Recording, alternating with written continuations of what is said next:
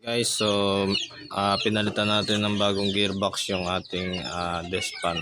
Ito yung ating gearbox na in order. So ito ipapalit natin dito. So yung dati niyang gearbox ay yung plastic. So pinili natin ngayon ay aluminum na para hindi siya nade-deform pag sobrang init ng motor. So ngayon ikakabit na natin siya dito para yung ating electric fan ay mag-swing. Ganyan yung swing. So good naman tong electric pan na to, kaso hindi lang siya nagsiswing dahil nga nasira yung kanyang pinaka gearbox. So ngayon dumating na yung ating bagong gearbox, ay kakabit na natin.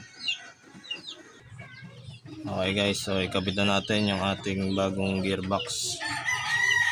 So dito sa pagkakabit ng ating gearbox, kung paano lang din natin siya tinanggal, ganun lang din natin siya ibabalik.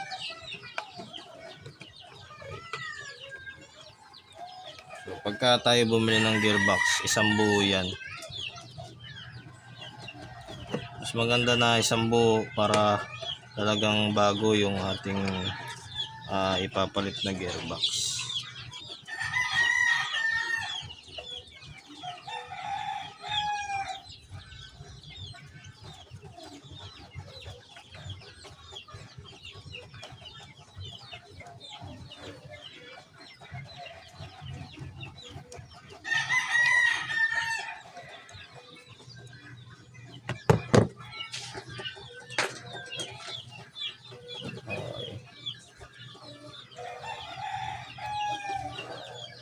So tatlong tornilyo lang naman yan yung iigpitan natin.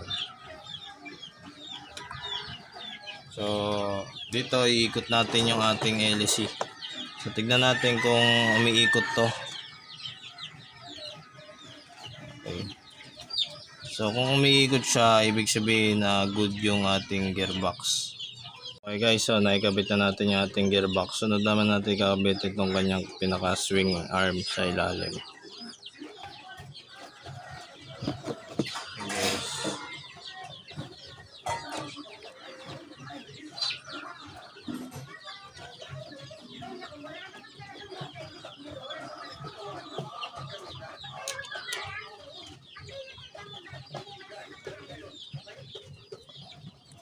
Dito sa ating gearbox kaya nasisira ay dahil nadadalas yung bangga. So masama-masamang nababangga yung ating electric fan habang nagsiswing, kasi doon siya nasisira.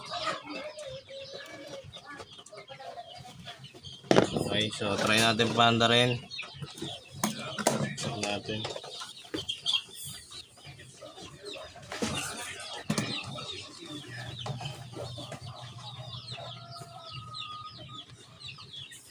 Okay, so tignan natin, nagsiswing na siya.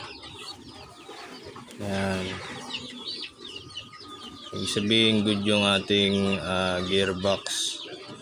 So dapat kasi iwasan natin na nababangga yung ating electric fan para hindi nasisira yung ating pinaka gearbox. Ito yung gearbox na tinatawag. So good na.